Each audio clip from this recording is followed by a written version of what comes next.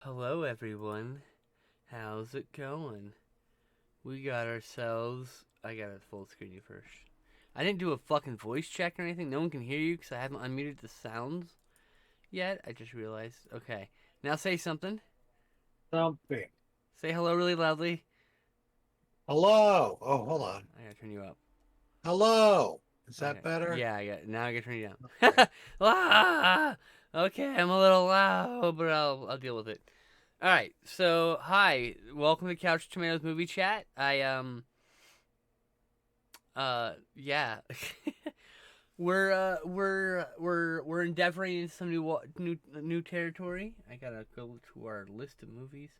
I edited the list you sent me. I took out a title, just so you know, in case you weren't paying Oh, okay. attention. I took out There's Always Tomorrow because I could not tell you what happened in with There's Always Tomorrow. Okay. I was a movie. Was that when Jennifer was there?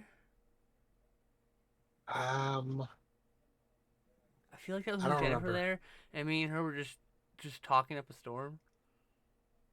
Anyway, that was fun. But like, yeah, Yeah. good luck trying to remember what that movie was because I don't. Oh hey Abby, hi. I don't normally I actually address people in the remember. chat where we're doing the podcast because I intend to eventually make these audio recordings. So let's face it, I'm far too lazy for that. There was a great Douglas Sirk movie. It was. There's always Tomorrow's good. I just couldn't tell you enough to say like give you a review Yeah. of it.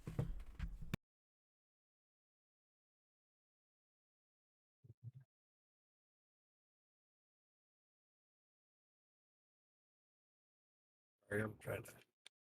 I had to blow my nose. I think I just screwed up my damn thing But we that do I have six paid a movies lot to of talk money about. for. Actually, you know Okay. what? Let's talk about 5/25/77. Actually, I just suddenly remembered what happened in it. Oh God. I left that one off the list, but okay. So I've been excited to watch this movie for a long time Years, because it's years, been, in the process of being completed for many years. years, like 10 years, I think it eight didn't it years. originally get released like in its rudimentary form in like 2007 or It something. was streamed at a Star Wars celebration twice Yeah, at the uh some anniversary the of Star Wars being released, and then the next one at the anniversary of starting the production of the film, or whatever, or the next 10 years later, something like that. Apparently they shot a film and they went back and did more shoots and more scenes, and this film needed to be trimmed down, not added to. But I digress. Uh, it's uh what is the name of the director? I'm blanking. Shit. remember. But he Patrick Reed Johnson. Patrick Reed There we go. Johnson. Thank you. And Um, his moment of fame, his lame claim to fame, as Weird Al would put it, the song "Lame Claim to Fame," which I'm in the music video. Ding. Anyway, just a little self plug. Uh,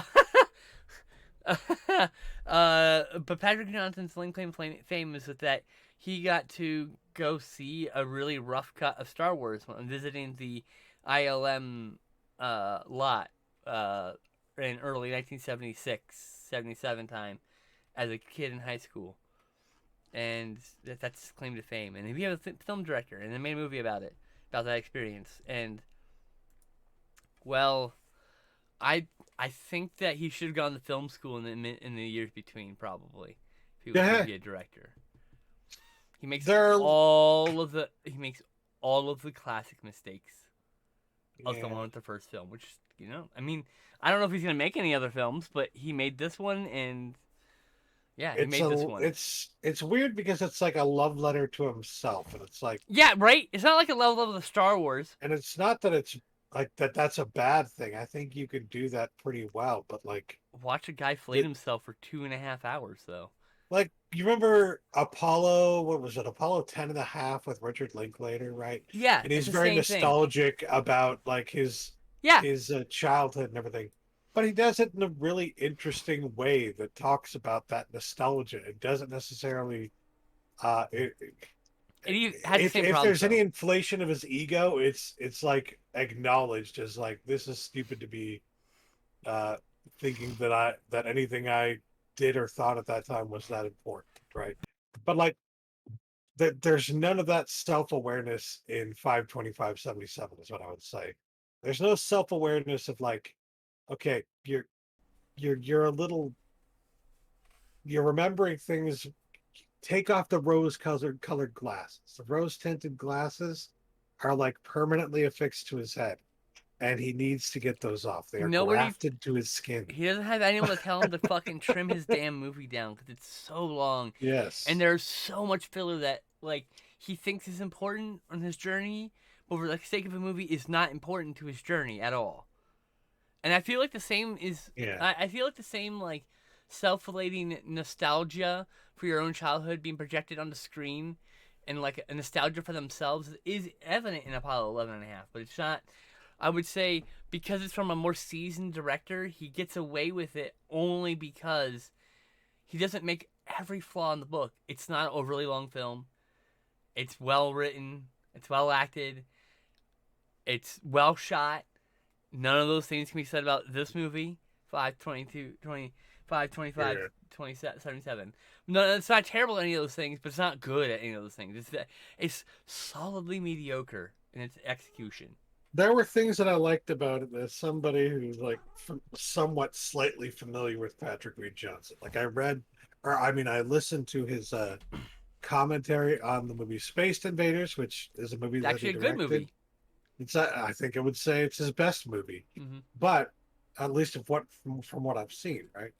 But in It was that the 90s. commentary, he talks about like how all the scenes where somebody's driving past a cornfield, there's like a machine that he created when he was younger that like literally has just like 10 or 12 corn stalks all placed on like a rotating a rotor thing, right? And so it just spins around. It makes it look like the car's moving Mm-hmm. past the corn, but it's not actually. And we And I see think he that, called that like the fabulous corn. I can't remember what he called whatever. it, but But like the movie they opens with showed that. that they show that in And 52577. So if you're like if you're familiar in any way, shape, or form with Patrick Reed Johnson, it's like, oh, I know what that is, you know. Oh, I remember this from the story he told in the commentary, you know. It's there's and little I fully things believe like that. that's It's the like actual unit, the same unit he's been using for decades. for sure. For I sure, it's just think been so, his yeah. property or whatever. Probably had to get some like repairs or whatever because it's been like inoperative for years. But I fully believe that's Yeah. his. He owns that Maybe he machine. had to replace the dead, rotting uh Belts and shit, corn corn cobs. and that too. Corn husks. Corn husks, yeah. But It's actually a very good effect another of. thing, By the way, when they shot that with the three, it's actually a pretty good effect for what the fact that they're like fucking 15 or whatever, 16 making a movie. Pretty yeah, inventive. it's not. It's cool to see somebody who has that much of a love affair with film. You know what I mean? Mm-hmm. And seeing them as they're learning all the ropes on their own without any much of any help at all. But at the Yeah. same time, it's like clearly you didn't learn a whole lot, did you? Maybe that's the point of the movie. Maybe but regardless, it's like there are certain things that I like. I like that there are all these like miniature shots that look exactly like a miniature shot, and they're like he's not trying to hide the fact that they are. In fact, it almost kind of seems like he wants people to recognize that this is not a real thing; it's a miniature, you know. Um, but then there are Definitely, he is also moments definitely that were added in. purposely making that look like a miniature. Yes, I was gonna say I confirmed it. It's definitely purposely made to look like a miniature. Sorry. Then there were other things that he added into the movie later that just did not look good. Like there are these little CGI moments. Like remember that truck turns the corner and like starts driving, and it's like it's a completely CGI truck, and it's a terrible looking CGI truck. It looks awful. It Hey, doesn't look now real here's the at thing. all. It's like the Duel truck. It's the truck from Duel, right? Right. And so, and it's placed here simply so that they can make it reference in the other movie, in the other part of the movie, and it's not out of the blue. And it's Yeah, so forced. The scene in which they decide to early tease the truck, he literally just it just turns down and drives the road with him, but like really badly CGI'd onto the road, and then like yeah. I just I don't, There are a and it's a lot of scene that problems just with this, doesn't need to be in the movie, like any of it. and I fucking hated his friends. Oh my They're all god. jerks to him. I'm sorry, dude. If that's what your friends are really like, then oh my god. Divorce your friends. I hope you're not still hanging out with Look, them. My look. god. If your friends aren't your biggest fucking cheerleaders, get new friends. Like, I mean, Yeah. The fuck. Oh, they were insufferable. They were some completely people forget insufferable. that like friends are supposed to be uplifting, positive relationships, not things that are useful for your career and life later. Yeah, and I don't know,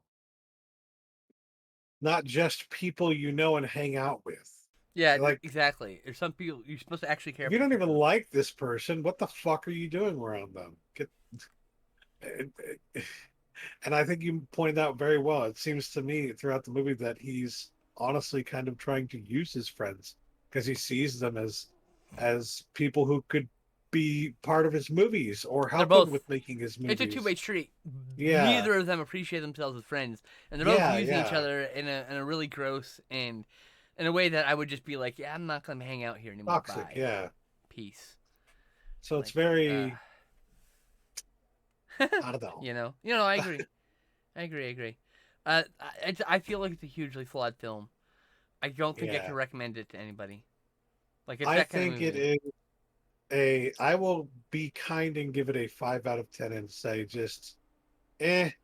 If you like Space Invaders and you know anything about him, you might be interested just on a lark, but otherwise, Or you're a huge Star Wars fan and you've seen literally every stupid ass thing, and it's like the only yeah. one you haven't. Like, yeah, just Or if you are really into making your own movies and you want to see somebody else no. This like is worthless as a movie about making movies. This is I don't worthless as a know movie that about making movies. there are a few scenes I liked. I like that he filled the pool with a bunch of fucking blood and So guts yes, you and can shit. watch the first 15 minutes of the movie and get enjoyment Eh, out of this. All that stuff's in first 15 minutes, and then after that, it's yeah, just like, yeah. eh, eh. Oh, you know what I forgot to put on the list? You can't kill Wow. meme. Oh, I didn't care that much about that one. Fair enough. It was look, That's fair. We don't have to talk there's about a it then. It's much okay. I was gonna say there's a much better documentary that's kind of like that, and it's You're talking Feels about, Good Man. it's not like at all like that. That's very misleading. You're saying that I you can't kill meme is like feel like that. It's a totally different kind of movie, the documentary. It is. It's coming at it from a different It's perspective, not even but the same not even the same subject. The overlap of subject is, oh no, there's a Pepe used in this movie in that's context true. of But they 4chan. talk about the For in the Feels Good Man. They talk about 4chan. They talk Yeah, about but this film is not. It's not about that. They're not about two different things. They would make good piece things to watch next to each other.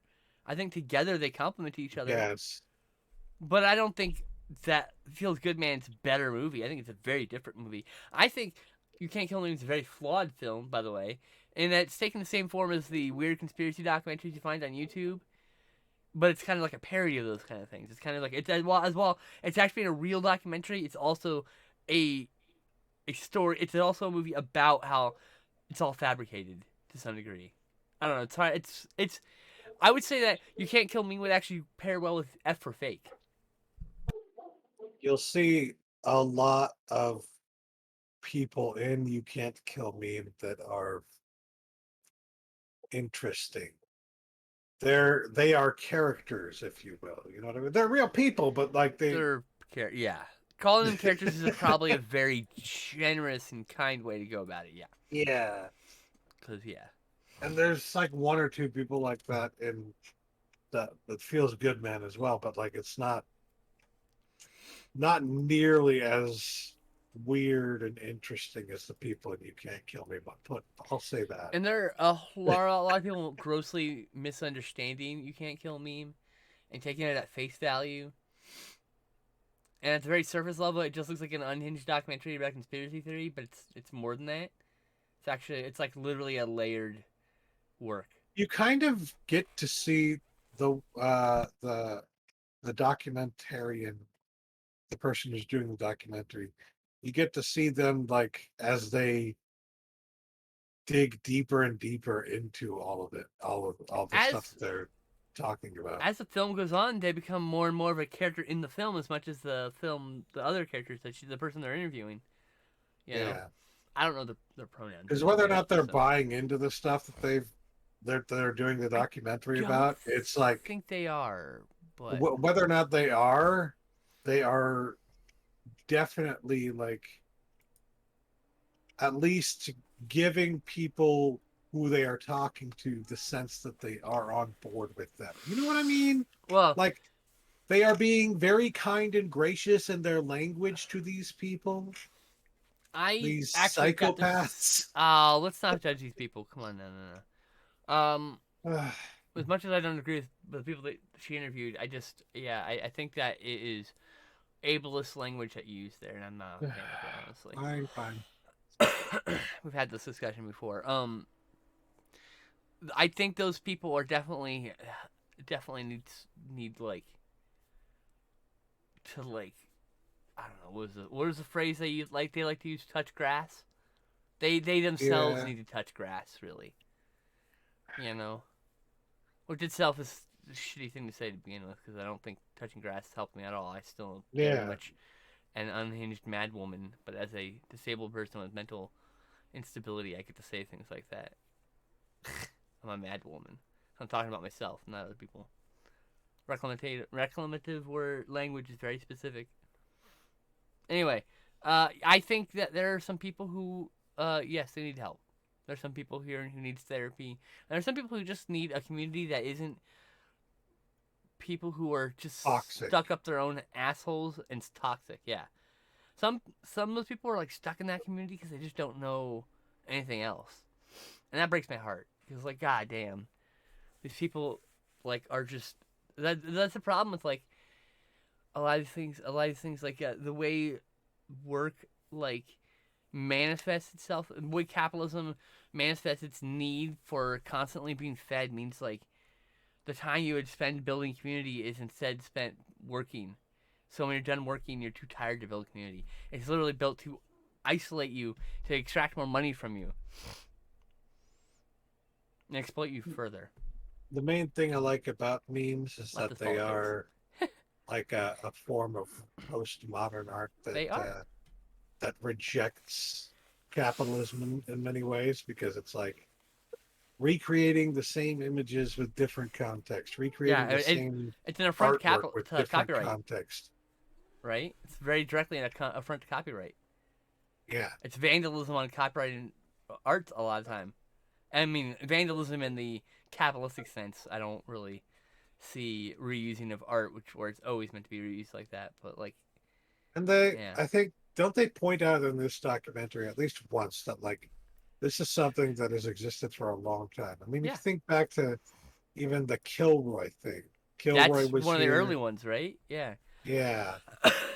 There's There's this. literally, by the way, literally a Kilroy was here etched into the side of like a monument that's on Capitol Hill in in in Nice. Washington D.C. So like this isn't something that this is something like sanctioned by not actually sanctioned by the U.S. government, but like they put it there, they as a cultural monument to this meme that existed back then. So memes are not necessarily a new thing, but they've always existed and they've always held a certain importance in society. And there's a certain anti-authoritativeness about them. And it's like before in Yeah, the early days, they existed as a form of mockery of things, and also as a form of vandalism of yeah. things that deserve to be vandalized, like capitalist structures and shit like that. Now they just turn vandalism into more capitalism. Yeah, that's I mean, true. I write about tourism for a living. I can tell you that there are a lot of street art tours Yep. around the Oh world yeah. in cities that have street art. They'll do tours for money for that'll show you all the best street art, the graffiti, you know. So they have found a way to monetize even that. There is a way to monetize everything.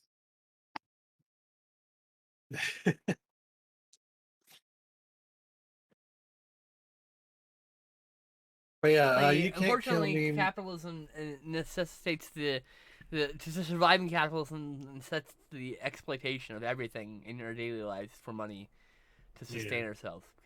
I know. I literally warned everyone when I posted the tweet that we're gonna get Yep. such into fucking leftist politics. Oh, sorry, socialist politics. I originally the tweet said leftist, but I'm like, no, I'm actually lefter than leftist most of the time. To be Overall, fair, I would say I don't. I didn't like this movie as much as Feels Good. I like how we said first of all, I like how we said we weren't going to talk about it, and we had a full discussion about it. Anyway, Yeah. continue.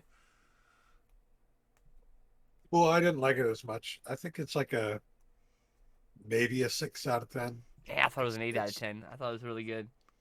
I'm gonna buy the Blu-ray from Vinegar Syndrome. Like, I didn't see anything special about it, honestly.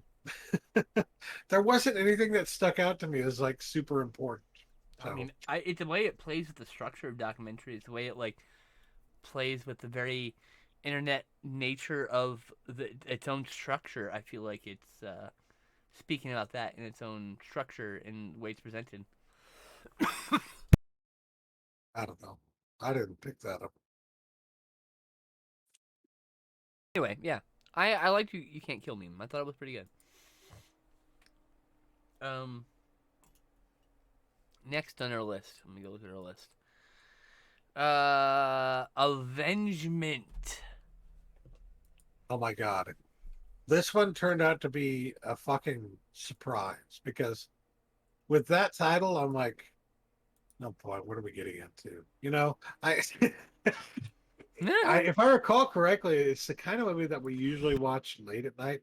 And if I recall correctly, we did not actually we watched this earlier in the night, didn't we? And so I was like, already we're watching stuff It like was a this night of like already? light entertainment that night. To be Yeah. fair, Um, sometimes I need those. but it was actually like genuinely good and fun and like I don't know. Oh, I just It forgot to fucking update the fucking title. I'm an idiot. violent. I am a Extremely dumb violent. shit who forgot to start the show properly. Fuck. Oh yeah, it says Slay the Spy. Yeah, okay. Sorry, we're not actually playing Slay the Spire. Fuck me. God damn it. Yeah. But so Avengement is the story of a guy who Oh, now I know is what Justin's face looks like. Who hi. who's dropped your cupcake? Someone you know? I don't know. Avengement Oh, is Indigo. Sorry. Ah, okay. Hold on. Avengement is Okay. a story about a guy who's in a family that's like a crime family, so to speak. I don't think necessarily he's like part of that crime family. He, in fact, like, you see him a few times like rejecting He's an that kind of shit independent until contractor. finally he's kind of forced into it. And like, if he doesn't do it, they're going to be disappointed or whatever. So, like, he does the thing. And of course, that one Mm-hmm. crime that he commits he ends up getting caught and thrown in prison. And when he gets thrown in prison, it turns out that what's revealed later in the should I should mention that. No, Well, don't anyways, he gets spoil. thrown in prison, and uh, eventually his the inciting incident. Can I mention the inciting incident that like how he escapes? Should I mention that, or just that he Just escapes? say he escapes. Just that he He escapes. escapes in a Okay, really cool way that made he Justin want to escapes, spoil it for you. and he goes back to the like bar where his brother and his crime buddies hang out, and he just kind of waits for people to populate, and then uh well, let's just say like because they're his brother's friends and because he was involved in the crime that crime got him sent to prison. The movie title is Avengement, right? All right. He wants essentially he wants revenge, and so this whole how would you describe it? It's just there's all this tension taking place in this small little pub, right? And, Oh, I'm and sorry. I'm confusing it with Accident Man. My brain is like, I'm sitting here going, where's this? Where's the fucking assassins? Where's the? Oh wait, it's yeah, Accident Man. Same main actors, but I got mixed up. Sorry. Continue. Apologies for derailing. okay. So there's all the tension. He's in this pub waiting for his brother to get there, Same and director too. he's kind of he's holding the people hostage um who he feels were to blame for him being sent to prison and stuff like that, right? Or at least partially to blame. And so like the whole this whole I want to compare it to like Assault on Precinct 13, but it's not like that. Mm-mm. It's just it feels kind of like that kind of story, right? Where Right. I can't remember what kind of story that is. The siege. That's what Siege film. it feels kind of like a siege film, but I think that's just because of all the tension that's building up, right? It's But like, basically a 70. It feels like it's 1970s revenge film, yes. action And the film. guy looks fucking awesome and brutal, and he sounds awesome. It's great, great Scott acting. Adkins and Jesse V. Johnson have done. Now I've seen three of the movies they've done together: Savage Dog, uh, Accident Man, and Avengement. And I'm gonna buy all three of those movies. They're all really good The action films. the action is on point. There are so many points in that movie you go, oh, Dude gets his face blown off at it's one point, and the gore is just chef's it's kiss. insane. Oh my goodness. It's just I but I was having a blast. I loved it. I honestly didn't see that many flaws in the movie. It's just really good. It's two thumbs up for me. I loved it. It's fun. It's really fun. I would say I didn't quite like the editing of the fighting. Would be my one complaint. Yeah, they had like Hold on, let's get the a cat kind of out. editing that kind of the editing for the fighting kind of felt the way that like when they're trying to hide something, so to speak, you know, they're trying to avoid showing you all the tiny little mistakes that they think are mistakes that people like us wouldn't care about. The editing, I all the close-ups, it's like you don't need close-ups. I want to see more of like the action, right? And they don't do that in the editing. So yeah, I understand what you mean there. Yeah. I feel like it's not like it's no Born Identity or anything, but like when it comes to bad editing, but it's there's just I don't know. You can tell it was done a little cheaper on the budget, so they don't have a lot of time to like choreograph long fight scenes, and so like it's chopped up a bit, but like it's not an enjoy. It's not to a point that makes me like jarred every time there's a cut or Yeah, whatever. the fight scenes still feel good. It's like, oh, that's awesome, uh, Really but good. Everything has it really could have good been weight to shot it. better. Yeah. Strong ACAB vibe. And yeah, I give it thumb. Did I give it two thumbs up? Uh, I give it two thumbs up actually. Yeah, Two it big was fat good. thumbs up. And I give oh yeah, I forgot. 525.77 thumbs down, two thumbs up to You Can't Kill Meme. Yeah, I forgot about all those. I forgot about we got distracted for ratings and shit. Next up, Paris, Texas. Tell us the plot of Paris, Texas. Oh, Paris, Texas. So there's this guy, and he's wandering around in the middle of nowhere, and he's found by somebody, and they bring him in, and he's not talking to them, and they don't know who he is, and you know, I guess the implication is that this guy's a doctor, or he's at least trying to, you know, do his best, right? They're out the middle of nowhere. Mm-hmm. They probably don't have a doctor. You have to do your best, right? But There's no response, so he looks into the guy's wallet and he finds information, and he uses that information to call the guy's brother, who then uh, played by Dean Stockwell. By the way, this guy is played by Harry Dean Stanton, and his brother is played by Dean Stockwell. Sorry, I said that in a confusing manner. But they call up uh, Harry Dean Harry Dean Stockwell. Stanton's brother, not Stockwell, I know. Stanton. I Harry know. Dean Stanton's I know. brother Yeah. in this movie, and he agrees to come and pick up his brother, and then like they try to get on a plane. You know what it kind of feels like at first, at least at first, it kind of feels like Rain Man Oh, because it's I like knew you were gonna say that that. trek across the country, It's just a road movie. That's Like, the only way that it feels like bruh, that. bruh. There's like 10,000 movies that start the same way, and you had to choose the fucking wrong one. God, that movie's not good. It's not good. It's It's not. But really offensive, first of all. Set well, back that a I'm whole just community of people in the yes, public yes. eyes for like a decade. Like, damn, dude. I don't know Anyway, why it was the first example I thought of, bad. but yeah, like Shame. a road Shame. movie, Shame. like a Boo this. road movie. Boo this man. Boo this man. But it starts out like that until, of course, they actually uh, get back to their house, back to his brother's house.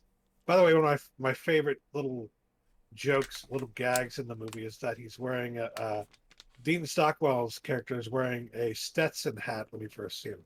Now you might say to yourself, "Oh, you mean like one of those cowboy hats?" No, it's a trucker hat That says with the Stetson. Stetson logo on Yeah, it. which is definitely a visual joke about like the Stetson hat It cowboy. is. I mean, this is taking place in the American Southwest. It kind of has the vibe of It a Western feels a like a little bit. western at first. So, so it's. I feel like that's an It's intentional little gag. it's a very But powerful movie about this man who's like who he and his wife he's like so he's down in the desert like you said, but like he doesn't remember who he is at first, and he's like slowly remembering who he is and why he's out in the desert and why he it's disappeared like relatable three because years it's ago, like, 5 years ago, wherever it was.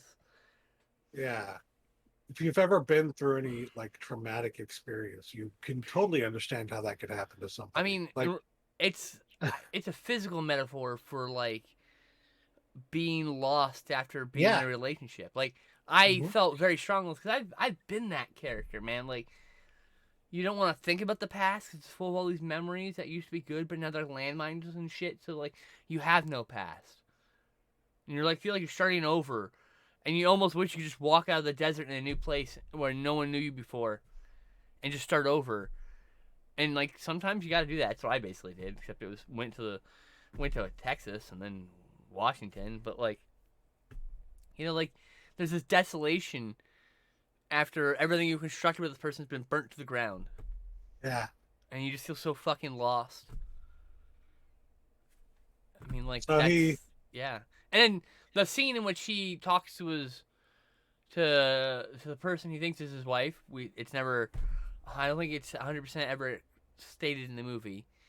The most devastating scene in this movie. Oh my god, I will not spoil a single minute about this, but it's like a 20-minute scene, and it's just Jesus Christ, it's so good. the end of the world. Um, and there's he also has a kid that he hasn't seen for like 4 years, and so when he gets to his brother has been taking care of his kid. Adopted his kid. God, Yeah. God bless Dean Stockwell's character. He's a good brother. He's a good Mm-hmm. brother, but and it's not his fault what's happening to Harry Dean Stanton's character, right? Um, but he still has to put up with all that's happening because it's his brother. And that's what a good brother does. Yeah, when your family's good, that's what you do, right? Like Yeah, some of us were not blessed with good families. yeah. That's what I gotta say. But um, regardless, like he gets to meet up with his son. He and his son, Harry Stanton's son, start to uh, develop another, redevelop their relationship, if you will. And then finally, his son gets comfortable enough that like they both plan to go and find The uh, mother. the mother, and that's Because when they think they know where towards she the end is of the based film. on where Yeah, she was previously last, basically. yeah.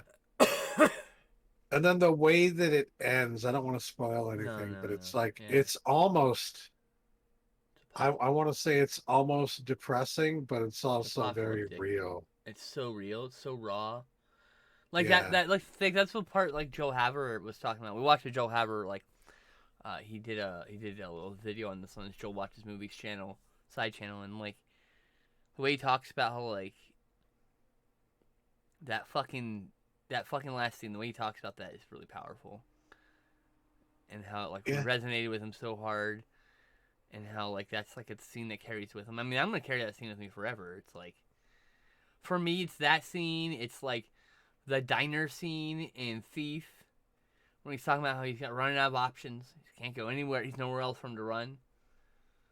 Like no one's gonna bet on me. All I got, like, this is my last chance. Like this whole, I mean, like fuck, that whole sequence is just like very similar in that like apocalyptic nature, almost ruinous moment. Like these characters have no choice but to hurtle towards this doom, like lemmings. yeah. And there's for anyone who's curious, the title Paris, Texas does have a meaning. It is explained in the movie. It's not necessarily, I mean, I guess you could try to make it the crux of the film, but it's not really the crux. It's to me at least, it's not, in my opinion, not. But Actually, the it, thing about the Paris, Texas is it uh is important no, to the it's film. Is important what because I would it's the say. lot that their trailer was on. That's Was why it's an it? empty Was lot it? now. Yes, it's an empty lot now. They didn't ever say anything about a trailer. It's What? an empty lot. That's what he said, right? Yeah, Oh, you know what? No, no, no. But like, no, you're right. Actually, his trailer burns down here, wherever they are, and then yeah, he has land in Paris, Texas. It's like this yeah. mythical thing he's trying to find, and it's as barren, as It's like empty as. a MacGuffin almost, almost. I mean, but not really, because it doesn't drive the plot. But like, Yeah, it's symbolic. It's symbolic for like, exactly. It's like a symbolic thing of like yeah, I, if we could all be good together as a family, this is where we would be. and it's a place. There's This would be nothing our there, plot of land. and there's nothing there because there's never gonna be a family, and that's the point. It's a Yeah. desolate place that he's looking forward to because it's all he's got left. I mean, like But yes, fucking fantastic movie. too Two thumbs enthusiastic thumbs up. enthusiastically up.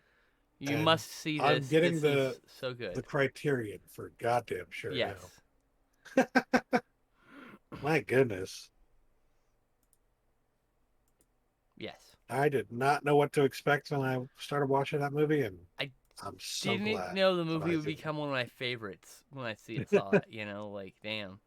I can see watching this. I can see such a strong influence on Joel Haver's 31 Days of Marshall, and also taking a little time to feel better for myself. Sorry for myself. Excuse me. Both of those both had the same energy, same feel, same vibe as Paris, Texas. A huge influence, you can tell on him. He said this is one of his favorite Yeah, movies, and it shows.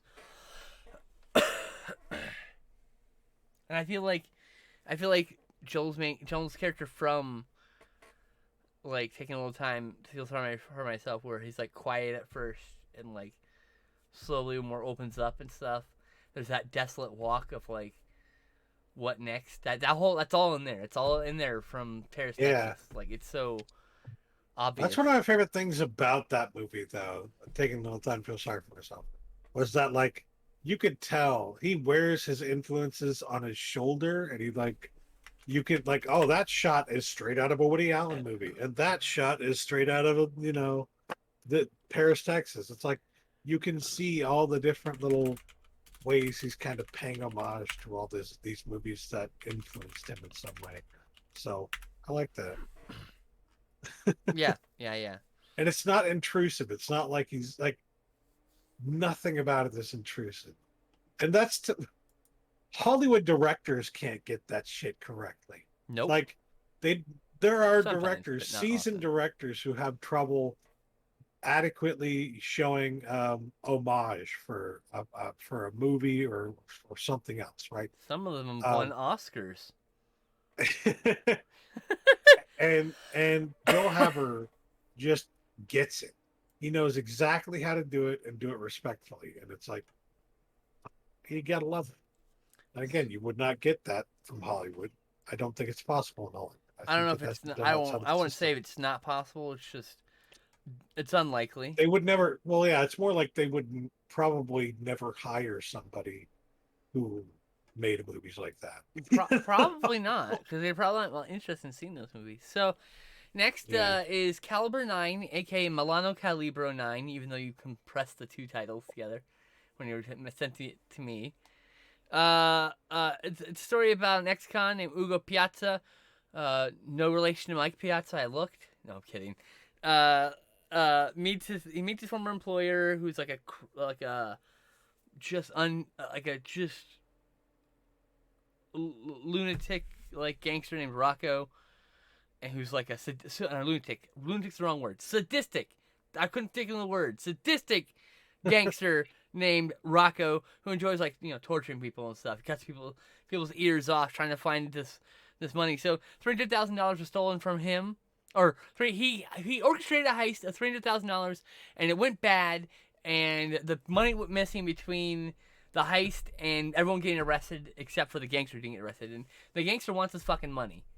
And he thinks Ugo Piazza, who's the only one who didn't turn over and didn't do whatever to on everyone else, he shut his fucking lip and did his time and got out, and now he's being harassed constantly by Rocco. Like Rocco's coming like fucking up people he knows, destroying his whole room while like can't do anything about it because he'll get killed. And like, oh, this is such a good fucking movie. You can clearly see Tarantino's love of this movie in Reservoir Dogs Oh and yeah. Pulp Fiction, especially both of those films. It was a Fernando de Leo joint from 1972. He did such awesome films as The Boss, starring what's his fucking name? Shit, Henry Silva. But what's the other guy? Fuck. Uh, I don't know. No, I know. I'm blanking on it. It doesn't matter. And then he also did Mr. Scarface, which is Jack Palance film. That was a really big hit on video back in the day. Mr. Scarface. Like, I can't I wait to can watch see that with that you. It's shit. fun. I have like probably 10 Fernando de Leo films. His films have been fairly well represented on home video. Arrow released Caliber 9, but since it didn't do well, they didn't release the other two movies in the trilogy. But Raro released the other two movies in the trilogy, which includes The Boss and The Italian Connection. And they're only thematically linked. But This is a fucking fantastic. tell me what you thought. Um, I really liked it a lot, and like you said, you can see all the ways that like it influenced uh Quentin Tarantino and stuff. I like I remember saying like shortly into the movie, like you could that like I said something about Tarantino, and then you brought up that he actually like Yep. cites this as like a Yep. movie that has inspired him. It's And the then movie that very specifically shortly inspired the cutting the ear off scene. He said. and shortly after that, we see the shot of the girlfriend's apartment, and it looks Oh yes. exactly like the The shot layout of is the so apartment similar. from Pulp Fiction. It's So similar. almost exactly the And the same. way everyone's laid out and they're The having a colors are different. conversation. The stuff that's in the room is different, but like the layout is The so way he's fucking standing around similar. waiting for her. There's music playing. Yeah, He's yeah, kind of yeah. like it's literally that scene. They remade that scene. They did And their I own love that version of that scene. You know, this guy is like good by shit. the end of the movie he's in this fucking I think it's a velour purple fucking suit. And it is Gorgeous. gorgeous. It's I beautiful. want it. I wanted that I suit want it so so bad. much. That's the one thing I wanted I'm when like, that I looks got married. gaudy as fuck, but I love it. I have a deep love for Angus, the movie, right? So all I wanted when I got married was to have a purple tux. And I couldn't because we had an argument, but that's beside the point. And I That's the relented. kind of suit that, like, if you're gonna put the Joker in a suit, it should look like that. You know what I He should be mean? more magenta, I think, but he should definitely have a suit. Oh my goodness, it's a great Uh, suit. no, what happened? Why did I lose everything? Sorry. I don't know. Sorry, I was trying to do some back end thing and I almost fucked everything up. Can you say something? No, Oh, you're okay. stop. Okay, you're good. You're good. We're good. Just wanted to make sure. I was like, oh, did I fuck your audio up? No, no, we're good. The hit. Anyway, yeah, I would give this one a single thumbs up. I think it's a really solid movie, and you should check it out for sure. And if you really like it, you should check out Fernando de Leo's other crime epics because he's got like 6 or 7 of them. He's also got a few giallo and a proto slasher, like a legit proto slasher, not even a giallo that's kind of similar. You know, like when I say a proto slasher, sometimes I mean it's a giallo that also happens to be that. But no, this is like Slaughter Hotel is literally like a proto slasher. You know, straight up. Um, but yeah, what did you think of the? Did you like Caliber 9? Yes, I liked it a lot, and it made me want to watch more of those kinds of movies in that And we genre. shall. Polacetzi, which I'm sure someone Polacetzi. will definitely tell me I said wrong because I definitely said it wrong. Uh, what's next on our list? By the Sword. This is very surprising. So when I saw this title, I assumed it was a martial arts film by the cover, by the name, by the description of a guy wanting to get revenge on his master. By the Sword. But like, oh god, damn you. It wasn't that. It's a sports drama. He's still trying to get revenge, but not really. It's about like, oh god, that's actually a really complex emotional story going on here because like, the one guy was the master of the other guy. The other guy, oh, it was, and then like the other guy was his protege. I can't remember the order of things, but like, yeah, the one dude kills the main character kills, fucking you tell it. What's his name? Robert. What's it? Robert. I'm starting to lose his name. Eric Roberts. Main character is the guy who killed Eric Roberts' master or tutor. Which one was it? I don't know. Oh, you know what? He killed Sorry, he killed Eric trying to fix Roberts' something. master, Sorry. I think, in a if I remember correctly. Or no, he killed his own pupil. Fuck. See, I'm confused now because my brain can't remember details like this. So, like, my brain just goes, wait. Now I'm second guessing myself, even though I was so sure going into the conversation. Okay. So Brains there, suck. the guy who's like the main character, right? The one who's the janitor for most of the movie, right? He's the guy who you're asking if he's the guy who killed this person's father? Well, no. It's either his master or his protege. I can't remember who did. So, like, was it Suba killing his protege that sent him to prison, or was it him killing his master? I don't even remember him getting sent to prison. But, He said that very early in the film when he was saying it with that lady that he'd been to oh, prison for killing someone. oh, okay. Um, I don't know. I don't remember. Is it important? Is it important whether Yes. it's the protege or not? Yes. I don't know. All right. Anyway, I think this is a really superb drama film. I thought it was going to be an action film, and it sent me a sports drama about fencing. That's Oh actually yeah. really good. See, that's the part that got me is that like it's a movie about fencing. I never would have expected to enjoy a movie about fencing, Right? but it is genuinely entertaining. Like I am not even joking. A movie about fencing had me thoroughly entertained throughout. I don't know how that happens, but I have a cat coming up behind me. Sorry, um, but it happened. It's a good movie. I the the I wanted to say the cinematography, but I think it's just like there were certain shots that were very well done, and I noticed that, and I was like, this is not the kind of movie you would expect to see that kind of shot in, you know. Right. And the plot is kept very mysterious throughout. I mean, I don't know about you, but I couldn't really tell whether or not this guy actually had anything to do with the people that he was around. Like I they had figured out what happened. suspicions of him. They had suspicions, but like he never let on much of anything other than that he was like, In you prison. know, he was perhaps once previously a fencer, and Yeah, I figured it out. yeah, There's an action movie called Ring of Steel. A champion fencer accidentally kills an opponent in a match. Disgraced, he's blackballed from the fencing community until a mysterious stranger saves his life one night from a gang of muggers. He soon finds himself caught up in the world of underground illegal sword fights. So that's the movie I thought we were getting. Instead, we got By the Sword, an excellent sports drama.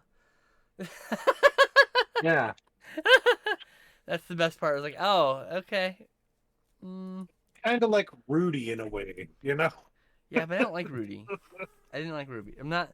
Well, That's I not the mean, kind. But yeah, I get what you're saying. in Same the kind of. sense that it's unoffensive, and it's just like I it's think it's more a really good. story Yeah. about the people and not about the sport. I mean, I give it a solid thumbs up. Like, damn, was not expecting that. Meanwhile, I give Rudy a thumbs down for being dull and boring. So And there were some pretty perspective there. memorable kind of funny moments in the movie. There's like that moment when he tries to teach them how to thrust by using generic hip hop music. Oh yeah, Was it? Yeah. yeah, to the beat of the music or whatever. And then my favorite part about that, of course, is that they were not thrusting to the beat of the It music. was none of it was in It was sync. implied that that's what they were doing, that that's what they're supposed to do, what they were supposed to be doing. But if you're listening to the music, they're like missing every single beat, like Because every they single one. clearly couldn't get the song they recorded with, so they had to go with a different That song, and they does didn't match that the does beats. feel like it. That does Yeah, feel like what happened. Yeah. like this is a movie that's good enough that like if it came out of Blu-ray, there's a high chance I'm buying it because like I'd see it again, I'd watch it again, and I want to know more about the background on the movie. You know what I mean? Like give me a Yeah. director's commentary. I'd love to hear it. Yeah, so that was a pretty good movie. Next we talked about Nemesis, the best Nemesis. sci-fi movie about a trans person before transition. Because the next Um. film, it's played by a woman. The main character is played by a woman, Alex. That's their name. Sorry. So I saw a video about this, and well, I guess I started watching a video about this, and then the second I saw a gun coming out of a man's face, I was like, oh, I have to see this. This has to be like a midnight movie Yeah, we that's watched perfect together. for it. Yeah, this is a very very popular home video movie. Like this was a very like we were discussing like when you go to a video store, everything at eye level is top shelf stuff. The stuff that's like good, the stuff that everyone considers great, right? And then Yeah, down below that is like the middle ground stuff where you kind of look sometimes, but you don't really pay attention to, and occasionally something on the corner of your eye or your peripheral will catch you, and you'll look down at it, right?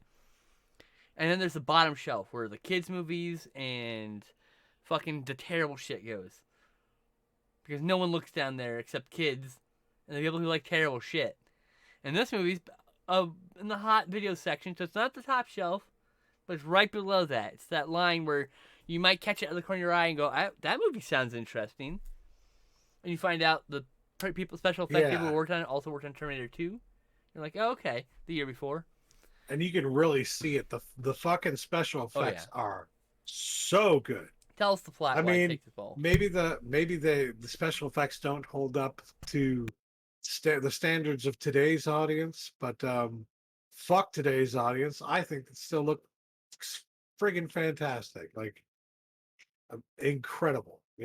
That's the kind of special effects that I love to see that you just don't see anymore. And I think it's because audiences probably think it looks cheesy now, and I'm like, I don't think it looks cheesy. It looks Not at good. all. It's just easier to do CGI now.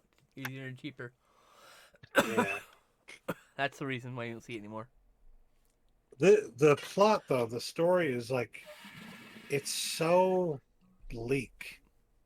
Yeah. It's like a bleak vision of the future, and a transhumanist future where like people are, you know, either half robot or all robot, or you know, um, they have some kind of modifications done. Most people There's a secret war in going on that. between cyborg or between robots and humans, and cyborgs are caught in the middle because they're part robot and Yes. part human. And our main character is a cyborg who's like 60% cyborg, I think. 85% human. One of those numbers, I can't remember. One of those numbers is the one that closed the movie. But yeah, Yeah. it's a very bleak movie. You're not wrong. If I told you that the ending was supposed to imply that the robots win, would you believe me? Uh, no. Why? Because it is so bleak, because it's so dark and depressing, and like even if they it felt like even if they won something, that it wouldn't last for long. No, no, the humans. That you're thinking about the humans' perspective. The robots are the bad guy, Uh-huh. and they win. The bad Okay, guys win at Kitty, the end of that stop. movie. Sorry, being distracted. What? The bad guys are the ones who win at the end, not the good guys. Okay. I don't know. Whatever. I guess that point's being lost. What's the plot of the movie? Do you remember? Um, not as well as I hope I wished I would. But um the guy there's a guy who's no, fuck, I've lost it. I've lost it. Like I have all these little threads, and I'm like, I can't get them together. I remember the You already guy me who's, and stoned or something. yeah. All right, so Chaos is And I'm being rampant. bitten by a cat every 5 seconds too. So You like, gonna let the cat out or what, bro? I don't think that's what she Oh, wants. I don't know what she wants. So so she probably wants me to shut up. like Alex is like a member of the LAPD, like anti-information terrorist type division, and he gets like shot the fuck up, and the uh, and the terrorist asks him if he's actually a machine or a human, because he's working for the cops, and so he quits, and he is just he's trying to apprehend. He's on his last mission. He's trying to apprehend an old colleague who has One stolen last data. mission.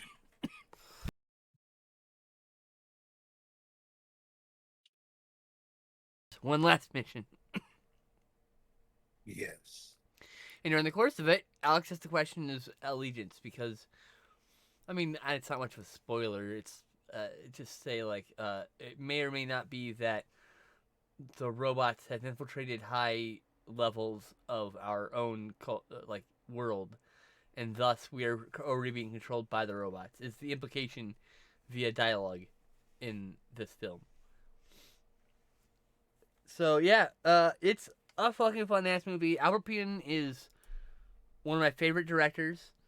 He always has some interesting shit, except for Blood Match, where he was just spam punch, Well, that spam was a punch, movie spam made punch. in like 5 days. Come So yeah, 3 days, but yeah, on. like 3 days. But yeah, I mean, other than like some exceptions, high quality movies, always fun. I couldn't help but think throughout the whole movie that like, High quality for the budget. and I mentioned this at the time too, that like, uh, there's no way that the people who made the Fallout games were not inspired by this movie and by other Albert Puyen movies. Um, because it's that same atmosphere. It's that same bleak atmosphere, uh, but a little bit more poppy in Fallout, I We talked guess about how I could Radioactive say. Dreams is 100% stolen, has like literally its plot stolen from a mission in Fallout, in one of the Fallout games, 76, I think. Yeah, So like, I have a feeling that they are fans of Albert Pune. yeah. Um, and I love seeing that. I honestly like. I feel like this makes me think that you could easily do a Fallout movie and it would be They're great. already working Like, on a TV or whatever, but you know I'm not, you know, you know what I'm not gonna watch a Fallout movie or TV because it's gonna be derivative as fuck. yeah, Because those yeah, games yeah, are derivative as fuck. They're mhm. if it weren't they're built on the shoulders of 30 years of post nuke cinema and writing and other mediums, other Yeah. games, other comic books, etc., etc. But do you think? I guess it sounds like you don't think that they get the homage right. You think it's too far, not giving enough uh, respect, or wearing it on their shoulder enough. I don't think that they're homages. They're homages. They're definitely references though. And the difference between those is like they don't serve the similar like like when you usually it's like you see the scene, it's like the same scene but like shot with different people, different context, and that goes down to literally everything about the scene, right? That's the homage. It's just like even if it's just a little short, a little bit, and I feel like the way Fall, it's like most of those references are side quests. They're not integral to the game. Like there's not, it's Yeah. not referencing. It's just a little hey look, I watched too much post nuke stuff because we've referenced everything so far, so we're just going making our way through things at this point. So then maybe it kind of feels like it's all references and no substance. Okay, I can kind of see that. Yeah, they're not trying to say anything of That their being own. They're said, just trying to rehash what's already been said. that's not saying like the core of the of Fallout games aren't like good or fun. Not we didn't say that. Yeah, yeah, But like yeah, it's more reference than it's story at this point. Like yeah, they get really deep in deep cuts. People don't even realize like they're fucking referencing Ciro Santiago films from the Philippines, shot in the early '90s, only released in VHS in certain regions sometimes, and like they're mentioning that because we have the internet, and it's been fucking 40 years of this stuff, and yeah. they've been making games for 20 of those years, and they've been making references for 20 of those years, and eventually And you're running out of referencing the big things, and you start going slower and lower. So they're touching things that are really deep at this point, but it's just because they've been around for a long time, not because of anything else. It's just I would say starting with Fallout New Vegas and going, I mean, Fallout New Vegas, I think is a special case, right? But especially from Fallout 4 and onward, there's not much soul to any of it. It's all very corporate because it is that was beyond the point when the corporation had already like the big faceless corporation already taken over the franchise, right? mm-hmm. But at least with Fallout 3, they were like it was like they were trying to make something special because it was the first 3D game, right? And then Fallout New Vegas felt like a kind of a branch off of that. But after that, it was just like I don't see much substance here. So I can see exactly what you're saying, and I might surprise you. I kind of agree, but like if they were going to do a Fallout movie or a TV show today, it would also probably lack that soul. So yeah, I get what you're saying, and I don't disagree. I think you have a point. Regardless, Nemesis, Jesus side Nemesis, is fully pilfered by yeah, yeah, Fallout, and so is Dollman, Radioactive Dreams, and like Heat Seeker, and The thing is, Albert Puig did like 5 movies set in apocalypse. So Yeah, like, and we're gonna see some of those this Friday on the Secret Cinema Discord, where we're actually gonna be starting doing these live shows live, and you can literally come and sit in the audience of our Discord, which is only people who are out in the Discord, and you're gonna be able to like interact with us there, and that's where we'll be like getting like answering fan questions in the future and stuff. So like I know I broadcast this on Twitch, but like that's just I want like a special place for the hardcores that like watch movies with us and stuff. I doubt many people will come in, but it's not the point. The point is to give a special venue for people like Indigo and other people who are in that Discord. yeah, awesome. I was gonna say about Nemesis though that it it was apparent to me at least that that Albert Pujols might have been influenced in some ways by uh, Blade Runner. There were Of certain course, elements of it that felt very much like Blade Runner, but they weren't like on the surface. It was more just like, you know, certain elements of the character feel like little the details character here of and Decker. there, little It's like details of the world. Like some of the it's devices are it very just similar. Like has the feeling. It doesn't yeah, necessarily. It's not trying to do the exact same thing. It just like see, has a little bit of the feeling of and just like a that hazy little bit of the that's feeling. called inspiration right there. Because he's Yeah, inspired yeah. by Blade Runner, but he's not ripping Blade Runner off. He's Because it's doing a a completely similar different movie genre, from Blade Runner. It's so different. but So he's doing the same genre, but it's different. yeah, He shows there's a broad width of that yeah, genre, you yeah. know. And I don't know. Though I did like the way that it depicted the way that people like will always try to find something to hate about one another. Just the awfulness of humanity, the worst parts of humanity, I should say. Because it's not like there's nothing good about humanity. It's more just that, you know, there's also an awful part of it. There are people within humanity that are fucking awful, you know, and that they say awful things and do awful things, and that is something that is not left out of this movie. And I appreciated that because it's like, you know what? That's something from throughout time immemorial that you can relate to, that you can that was put into this movie that is very relatable. Mm-hmm. So I don't think anybody could watch that movie and not relate on some level, even if it's a very uh, surface level, you know. So originally, Alex in this movie was supposed to be a 13-year-old girl played by an adult, and the producer didn't want that. He wanted Alex Grenier. No, is it Alex Grenier? Fuck, I think I just butchered his name. I won't. Let me look at it again. Olivier Grenier. Grenier. Anyway, I'm not good at French. He's I'd say a third tier action star. Like he was never up there with like Cynthia Rothrock or like David Carradine, and nowhere near like Van Damme or Seagal or Chuck Norris, right? Like those are the top dogs of the home video circuit.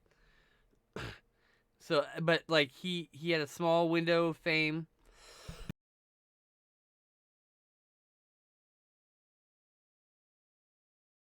Movies and stuff, but like um they were trying to make him a star. He was just previously in a movie called Angel Town, which is it's an okay martial arts not comedy martial arts action film. It's okay. It feels like it should have been a Van Damme movie. And I feel bad because he deserves his own thing, but he did movies like Automatic and Savate and like a few and Interceptor Force, and a few of these like other like fun films that are his own brand. But it took a while for him to find his footing, and I would say he never rose to the fame of even like a second tier like Cynthia Rothrock, who like should have been top tier but never made it top tier because sexism. But so they wanted to hit, so they chose him. They said they want him to be the star instead. So a few rewrites later, and he stars it. But Albert Puyen, because this was a success, got to do better, different with Nemesis 2. So Nemesis 2 starts off, and Alex is now played by a woman, and there's I think one line of dialogue that even references her old life, and it's so Hmm. eloquently handled. I can't wait to watch the sequel with you at some point. I I can't think you'll wait to like it. see it. This was a fan fucking tastic movie. Yeah, it's one of my favorite Puyin films. It's high up there. A little Uh, bit predictive of the future too, this in is terms of like two. technology. This is on my trans canon. This one and two are my trans canon, and because the first three movies are like solid trilogy. Fourth movie's okay, and the fifth movie is I think written by Puyin, and that's it. I mean I don't know. I don't know. I don't have the biggest interest in seeing the fifth one. It was a newer made film Oh, okay. a couple years ago.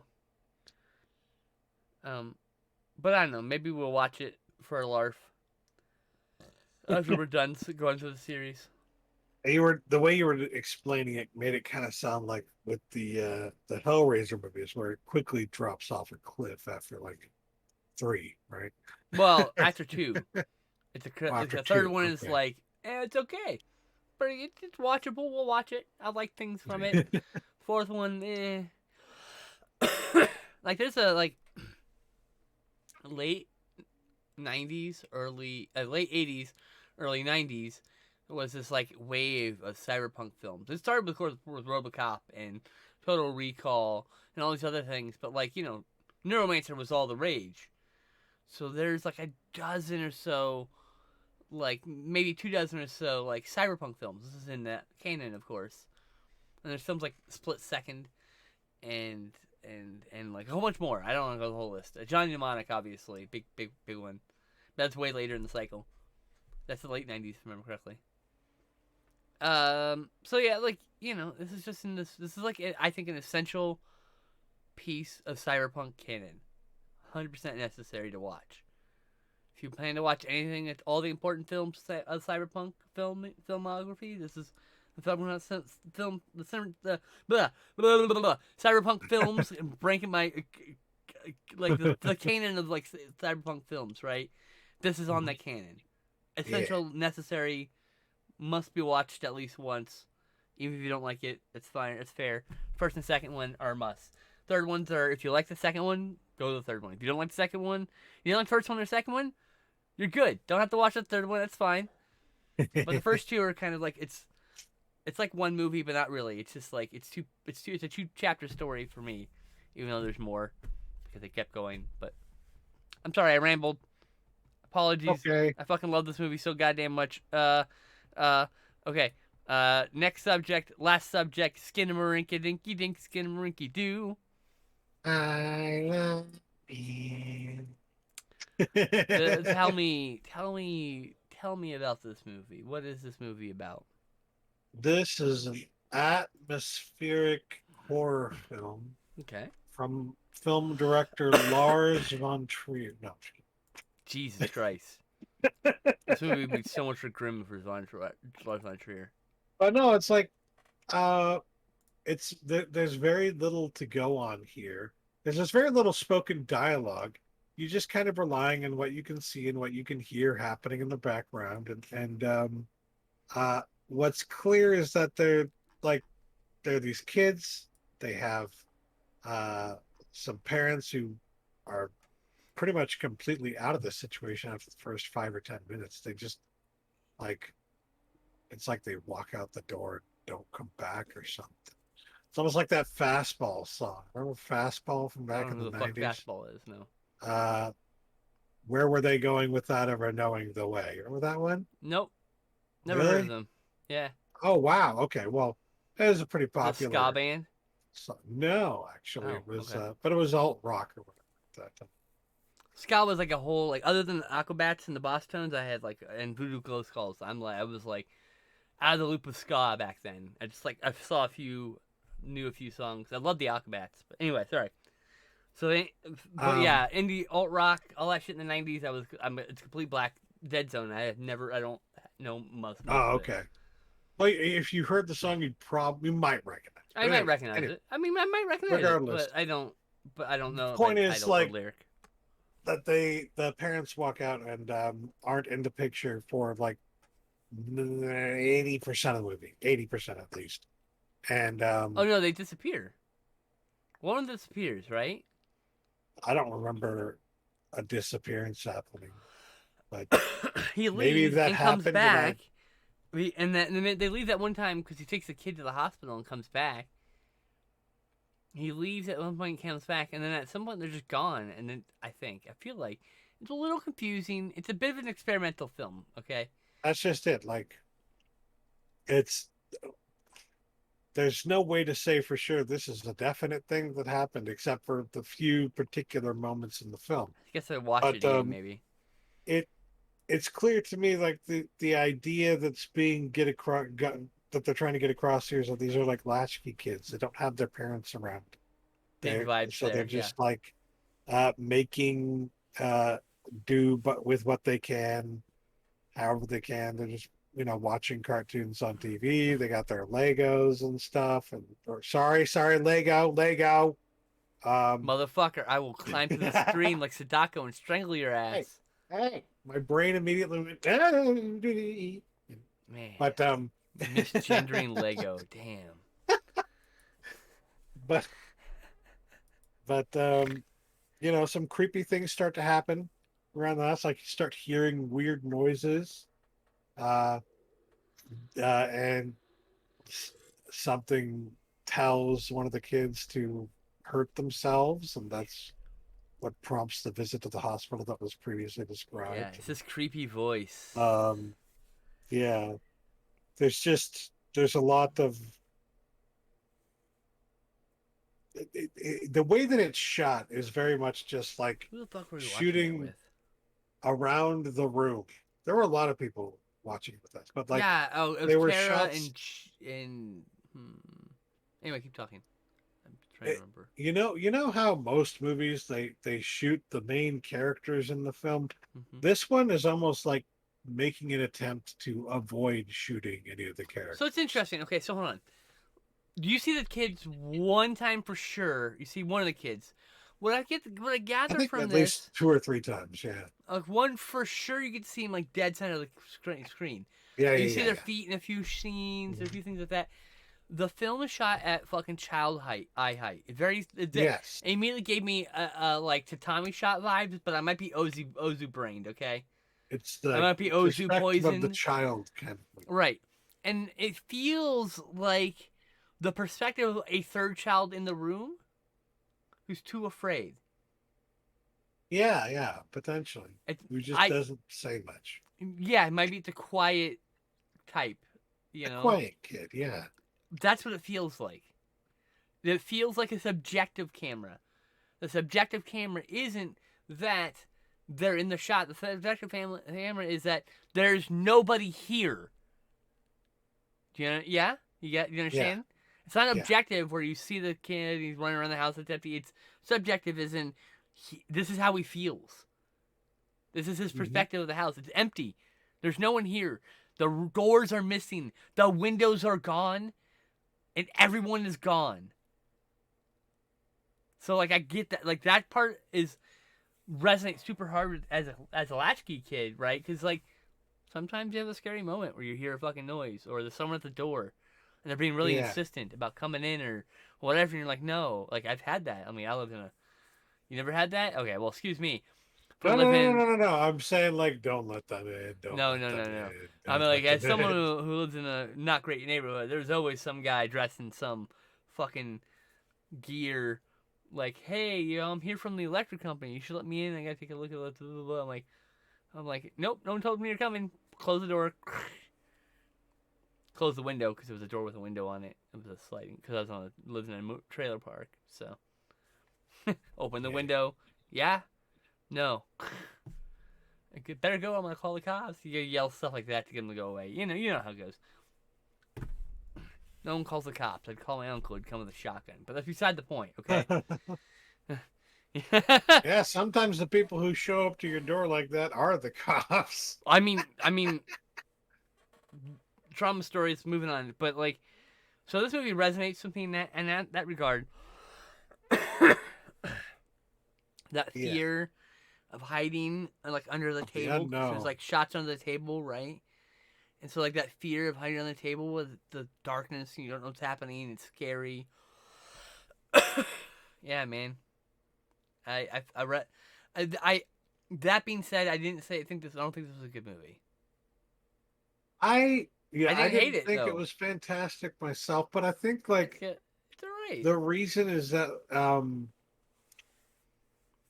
well, the thing that I find interesting about it, what I will give it to is this, is that I think the reason that people are interested in this and find it to be a very good film, and it's not a bad film for what it is, for what it's worth, but the reason that people are so into it, I think, is that it very much feels like the movie that an artistic director might make. This is There's a like reason I made that joke about Lars von Trier. Now, obviously, it's not that kind of movie. It, right. but it's it is the kind of movie that you would see from a pretentious filmmaker, right? Yeah, It's the quote what the normies would call artsy fartsy. You know yeah. what I mean? I And that there's nothing wrong with that per se no, at no. all. But I can see how 'Cause I don't think it's when you think pretentious. about To be how fair.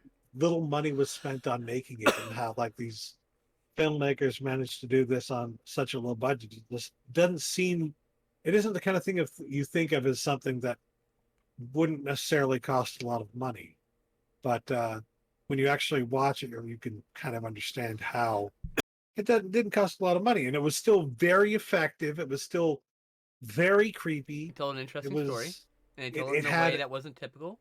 it had a very thick atmosphere. I called it atmospheric for a reason Mm-hmm. because there's the thick atmosphere of the fucking movie is just you're swimming through it. It's there are a lot of great things about this movie, but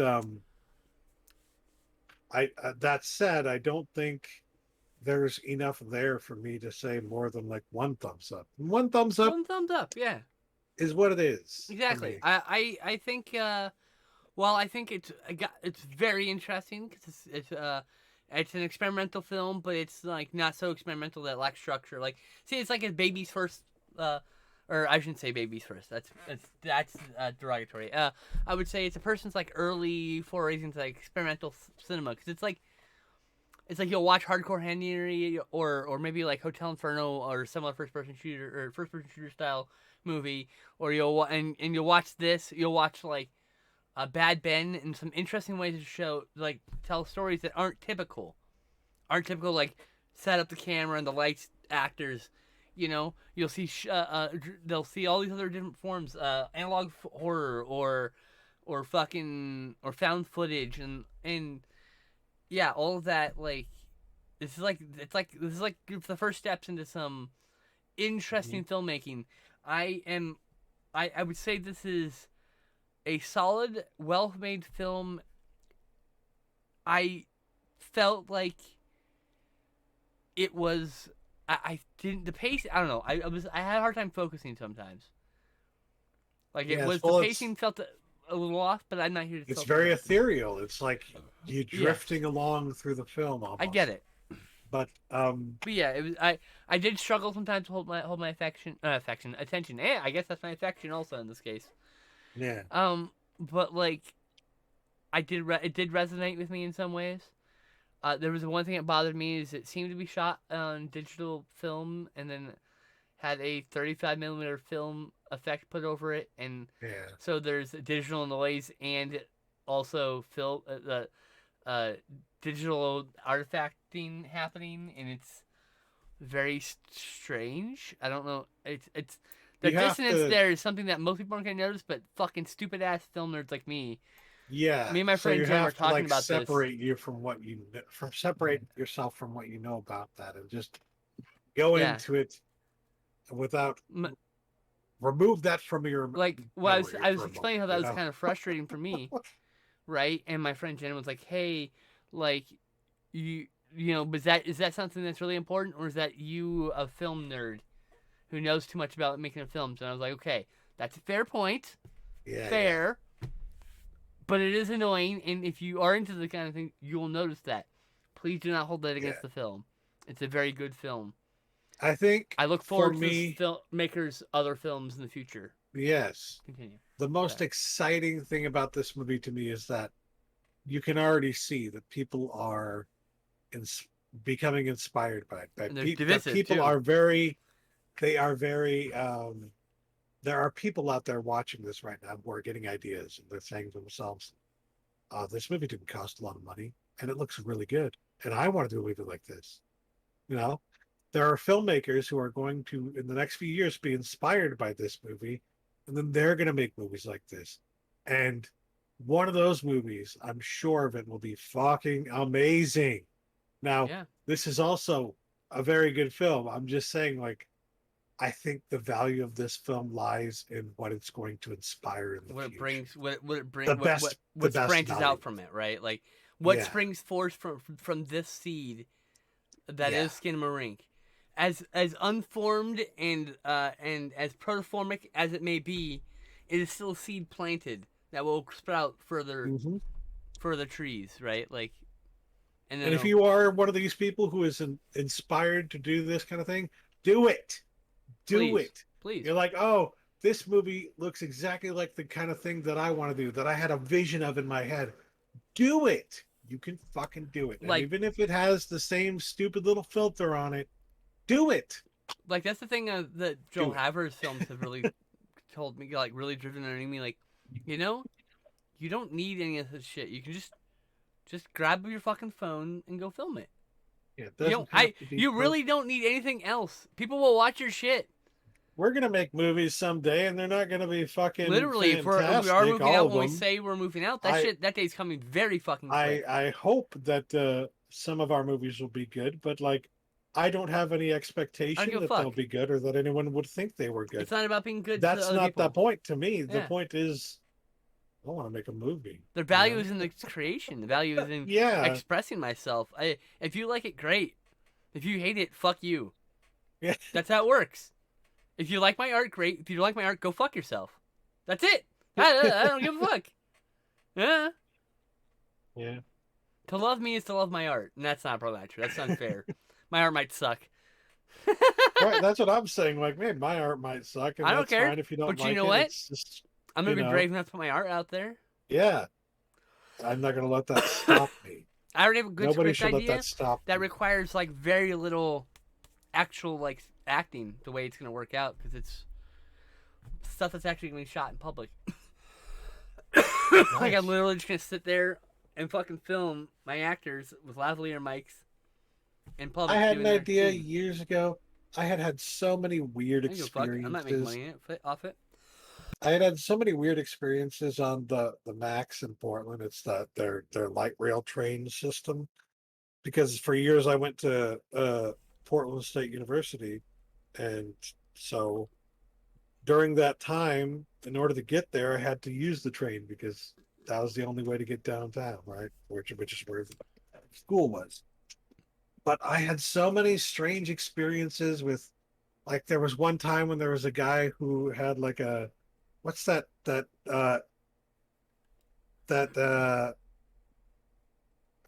fuck, it's like a musical device that's from Australia. It's long. Didgeridoo. Didgeridoo, yes. You're welcome. Motherfucker had a didgeridoo on the train, and he was playing it on the train.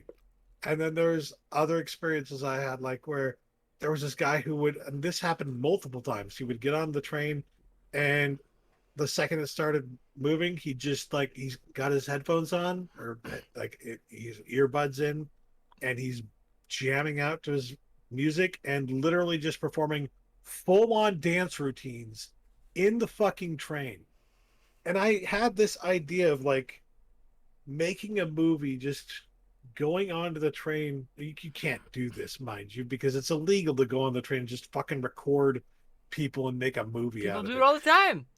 But people record people and put it on the internet all the time, yeah. But like, um, You can blur out the faces of people you didn't get permission from at this point. even People accept that shit. if you were to, it wouldn't cost much, I don't think, to like, you know, to to convince them to let you use a train that's been decommissioned or something like that, and then recreate those scenes. You know, Mm. it wouldn't necessarily be too difficult to do something like that. I mean, like, Um, I know, I know a prop house who has, or not prop house. I know a place where we can rent a studio that actually has a fucking train car. So we have to go be LA for that ah, though. We have to be in LA for it.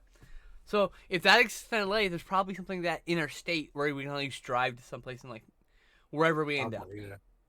There's likely But because most states have prop houses. Most states with a yeah, film industry have a prop house. Okay, so like we might have to drive or and they have studio space you can rent. So we might have to drive to a place, but we might be able to find it source that stuff locally without too much effort. Actually, because anybody can rent those things. They don't give a fuck as long as you pay your fee. You and your boys show up and film your shit and get the fuck out. yeah. Clean up your mess. That's it. You leave the place cleaner than when you arrived. That's the fucking rule. That's it.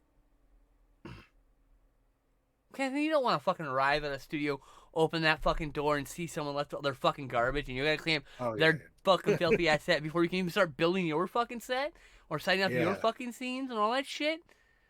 I mean, like that's fucked. I've had to do that before. On a fucking we rent the fucking stage. We open the big fucking door. We're gonna bring the truck up and unload everything right into the train, and then take the truck out. Right? Go to do that, and we had to stop. Oh, the last students who were here a week, 2 weeks ago, and no one bothered to check, left up their entire fucking sets. We had to tear down an entire 3-bedroom house they built in this fucking thing. God. Yeah. And it was like, I was like, what? I mean, like, it was like 3 bed. It was a big fucking stage because we were doing an outdoor thing. So, like, we got the pride house, got all these trees and shit. Dude, you'd be surprised. Like, the way they make that terrain with trees and it's still inside a potted plant and shit. Like, what the fuck? Anyway, movie magic, bro. I'm just saying. I've had to clean. We had to waste a whole fucking day cleaning up the shit. All their props had to get taken out. We had to basically had a dumpster. Our dumpster had to get taken early, and another dumpster, and we had to foot those bill because those dudes were gone. They graduated. It's like fuck, dude. Like that shit. So you don't leave the fucking stage dirty because you don't want any person to come to the fucking stage and find it dirty. Yeah. It's a fucking courtesy. Anyway. Film stories from film school. Yeah. But the point is, like, it sucked. I hated it. You can do it even without all that. And really this is what that movie shows. And I can't wait to see how many people it inspires. And that, I think, is to me one of the best things about it, is that it's going to inspire people. Yeah. That's one of my favorite things about Bad Ben, for that matter, is that I bet you that'll inspire a lot of people too. Dude, You know? it's an entire whole subgenre of horror. There's tons of like short films out there where it's just a dude's fucking security system now. That's literally a subgenre of found footage. Really? But is that because of Bad Ben though? I don't know if that's the first one, but there's definitely it's a subgenre of found footage. That whole security cam. I just want to see more stuff. like it being done for comedic effect kind of stuff, because more like Bad Ben, where he's get the like yelling at ghosts. Yes, and shit. yes. Yeah. I want to see more Knock it horror the fuck comedies off! like that. Like, whatever happened to the fucking horror comedy? Getting harassed by a fucking mischievous devil child. No, best they can do is yell, "Knock it off!" Yes. Horror comedies are too fucking overproduced nowadays. They need to look more like Bad Ben. Okay? I'm saying it. I can't disagree with you. I mean, I think like Tucker and Dale versus Evil. Like, man, I just rewatched that one like last night before, with some people who had never seen it, and yeah, Love that movie. like that does so much with so little. There's literally just 2 fucking locations: the lumber mill and the cabin, and the gas station. 3 locations. That's Cat's it. yelling at me. 3 locations. The entire movie. And everything else is like the out in the woods and that shit. It's like probably not that far from one of those 3 locations. You know, probably part of the property, one of those 3 locations. Yeah. So it's like 3 main locations of that movie. You can do whatever you want, man. I watched still have her watch film a movie by just staying in a town for 30 days, 31 days, just hanging out with people and made a movie. Like, dude, if he can fucking do Yep. that, I can do whatever nonsense I'm gonna do. I already have I oh yes, thank you. Indigo was there. It was Indigo and I don't remember who else. Maybe Kara Hi, and Jess. kitty. I'm All not right. sure. My cat is yelling at me. All right, We we've been should probably wrap this up. All right, thanks everyone for joining us. We'll be back hopefully next week. We're trying to do this weekly with fewer films, the same running time because we can't shut the fuck up. Yeah. We want to focus more by doing less movies in one go, so we can focus our memories on one of Yeah. those movies. Maybe we'll have better reviews. That's what we're trying to. We're trying to increase the quality of review. And yes, I still want to do spotlight videos. So we'll see you next time from Couch Tomatoes. Bye everyone. Bye.